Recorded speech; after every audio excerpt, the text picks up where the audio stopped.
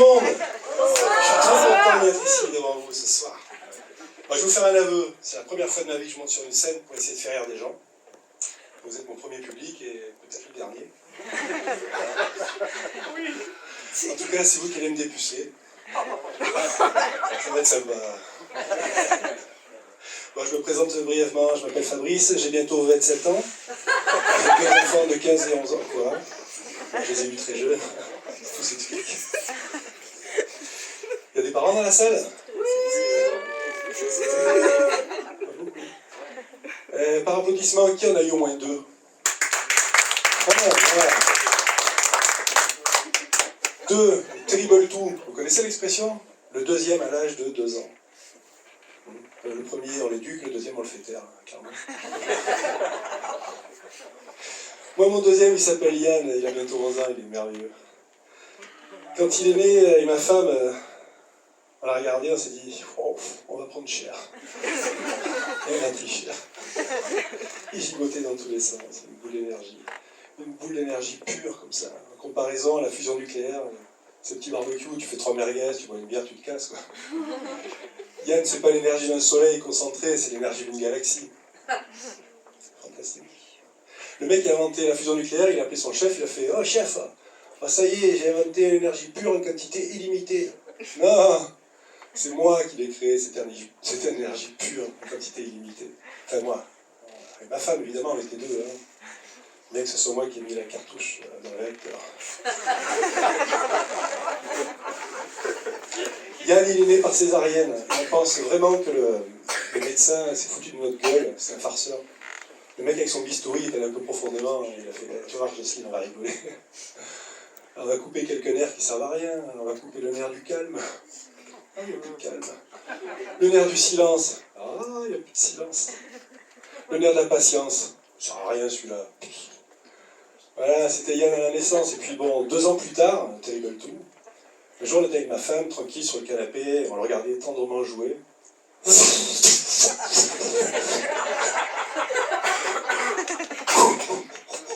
qui se passe? Qu'est-ce qui se passe? Il est HPI, cet enfant. Il est hyperactif. Il y a du I dedans, non? Yann, pourquoi tu l'as appelé Yann? Mais pas du tout. Il est cocaïnomane. Il est sous amphétamine. Il est là, lui, tu le mets dans une rêve party, c'est le dernier couché, c'est sûr. Après avoir labouré le champ avec ses pieds, ranger tout le matos dans la camionnette.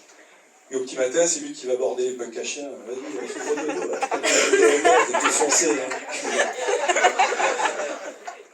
Non, il n'est pas hyperactif. Les hyperactifs, j'en ai vu de près, moi. En comparaison, les hyperactifs, c'est des petits vieux dans un salon de thé en train de jouer au Scrabble. Alors nous, le soir, avec ma femme, quand on sort, ben, discrètement, on va dans sa chambre.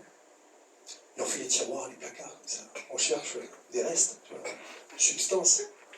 Des petits remontants, qui est stimulant. On ne trouve jamais rien. Alors par dépit, ben, on lèche ses peluches. Ouais, il les a touchés, il doit en rester. Donc moi, ça m'a donné une idée.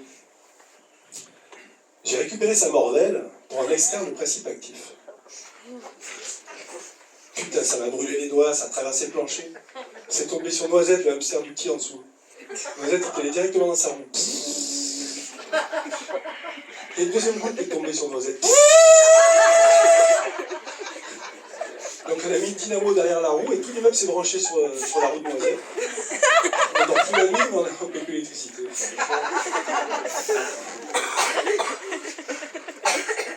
Et donc il y a un gros laboratoire avec des chercheurs qui en ont entendu parler. Ils m'ont proposé du fric en échange de ces crottes de nez à Yann. Ils pensent pouvoir régénérer un vélociraptor avec. En connaissant le bestiau, je pense que c'est possible. Et donc j'ai commencé à commercialiser les crottes de nez de mon fils. Et j'ai toute une gamme. Hein. J'ai la cosmique, elle te défonce la gueule. L'Armageddon, tu dors pas pendant une semaine. Et il y a la Covid-27 parmesan avec des morceaux dedans. Celle-là, tu dors plus pendant 3 ans, comme ça. T'as pris la Covid-27, toi? Ouais, je sais, je vois. Donc je fournis plein de monde maintenant, et notamment de grands sportifs. Par exemple, l'année dernière, le vainqueur du Tour de France, vous voyez qu'il a pris quoi? Il a fait le Tour de France en 2 jours. Il a monté le col du Lotaré en 10 minutes et en roue arrière. Les mecs à l'arrivée, il attendait, il faisait, viens voir toi. Putain, c'est du dopage, ça. Allez, hop, petit test là, tout. Négatif. Bah ouais, c'est toujours pas interdit de bouffer les crottes de nez des autres. Et donc le soir, maintenant, dans notre quartier, il y a tous les toxicos qui viennent taper à notre porte le soir. Voilà. Donc, ton. Allez, Yann, au boulot. Tu veux une dose, hein? C'est 50 balles. Vas-y, donne. Merci. Vas-y, ouvre la bouche. Vas-y, Yann. Allez, dégage. Toxico de merde. Yann, il est à fond tout le temps. Hein. Faut imaginer. À la maison, on l'appelle le céphalomore. Le céphalomore. Céphalomore, c'est celui qui mange le cerveau. Hein. Je précise pour ceux qui n'en ont pas dans la salle. Non, mais attention, c'est pas péjoratif du tout. C'est un esprit. Moi, ça a changé mon regard sur les débiles. Hein. Quand je parle à un débile profond, je suis là. Putain, mais combien de gosses il a eu, lui? Le céphalomore. Un jour, ma femme, elle était tranquille à la maison, et Yann, il lui bouffait la tête depuis à peu près 1 heure, comme ça.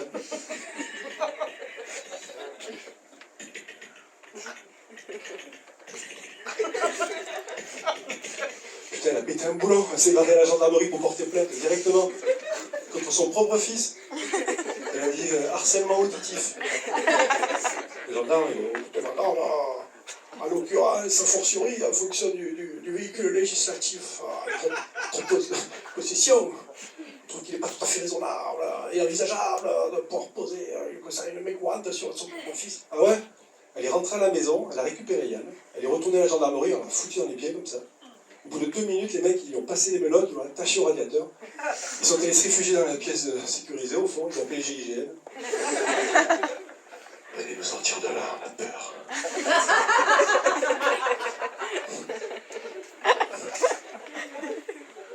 Ouais, c'est falloir. Après, ça a du bon, évidemment.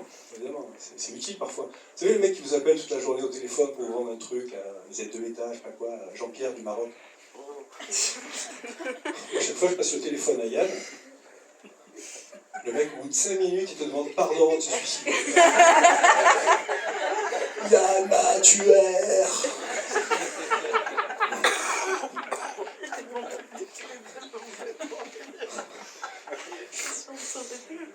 Ouais, ça a du bon. Après, il tourne vite dans sa tête, hein. C'est brillant, évidemment. Il a une culture générale phénoménale. L'autre matin, je vais le réveiller comme ça, dans notre petit rituel. Je lui fais un petit bisou sur le front, comme ça. Il ouvre ses grands yeux doucement, comme ça. Puis il regarde, il fait... Papa, Catherine de Médicis, ça serait pas la cousine lointaine de Marie de Médicis? Médicis, 1017, 1010. Yann, il est 7h15, lève-toi, ça vous fait rire. Ça vous fait rire. Vous dormez, vous, le week-end, mais on dort plus le week-end. C'est fini. Le dimanche dernier, à 7h du mat', la porte de la chambre qui s'ouvre comme un ouragan. Oh putain, c'est les Russes! Enfin, non, c'est le Hezbollah! Non, papa, c'est moi, c'est Yann. Putain, c'est pire! Qu'est-ce qu'il y a, Yann? Papa, dis-moi, le photon, en fonction de son état quantique, il peut interagir avec le boson de Higgs? Putain, en fait, tu me rends radioactif. Demande à ta mère, l'institutrice, elle fait les CM2, elle doit savoir. Yann, il veut devenir vétérinaire. Mais les animaux, ils veulent pas, eux.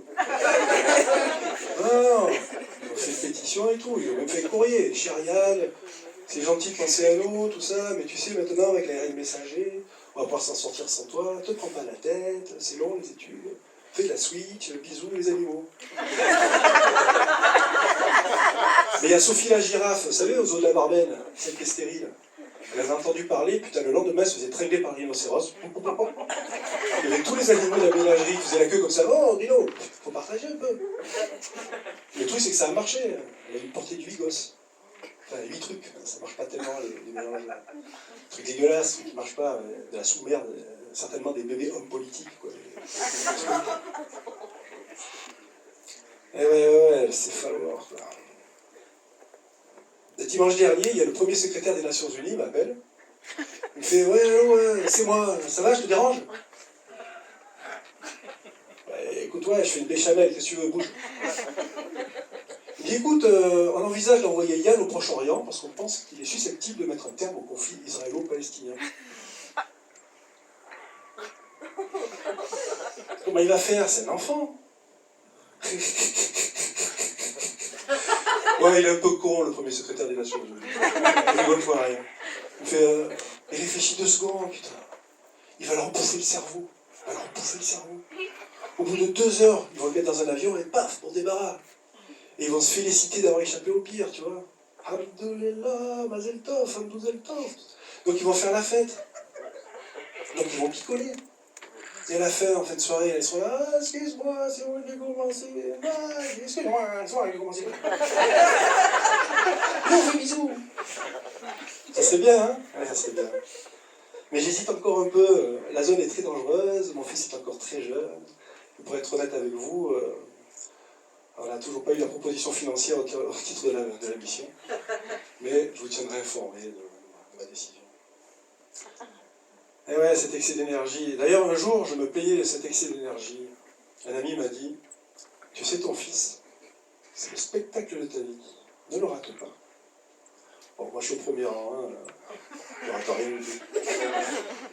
Il a raison, parce qu'il est formidable, mon fils.